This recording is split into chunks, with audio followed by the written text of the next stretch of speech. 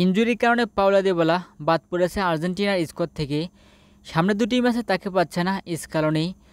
Lionel Messi ছিল না গত দুটি ম্যাচে এবং তার প্রদর্শনে এই দিবালা মাঠে নেমেছিল শেষ সময় দেখিয়ে এসে এবং তিনি লিওনেল মেসির ১০ নম্বর জার্সির মান রক্ষা করতে পেরেছিল।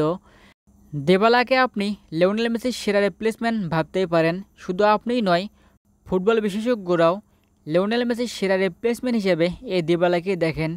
দিবালা দুর্দান্ত মাপের একজন খেলোয়াড় এবং সে ইনজুরি মুক্ত থাকলে আপনি তাকে সবসময়ই ভালো পারফর্ম করতে দেখবেন, কিন্তু বারবারই তাকে ইনজুরির কারণে হার মানতে হয়।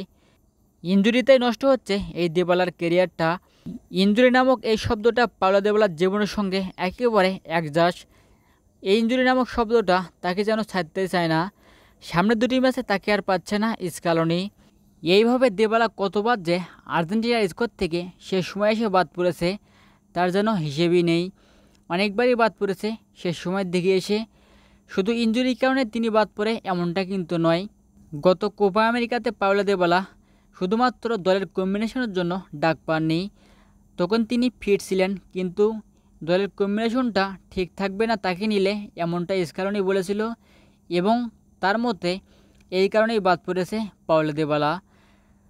তো দিবালা কখনো বাদ পড়ে দলের কম্বিনেশনের জন্য, কখনো বা ইনজুরির কারণে, আবার কখনো এমনিতেই বাদ পড়ে দিবালা। এইভাবেই তার কেরিয়ারটা শেষের পথে। তো মিস ইউ পাওলা দিবালা এবং ভক্ত সমর্থকেরা আবারও মিস করলো পাওলা দিবালার খেলা।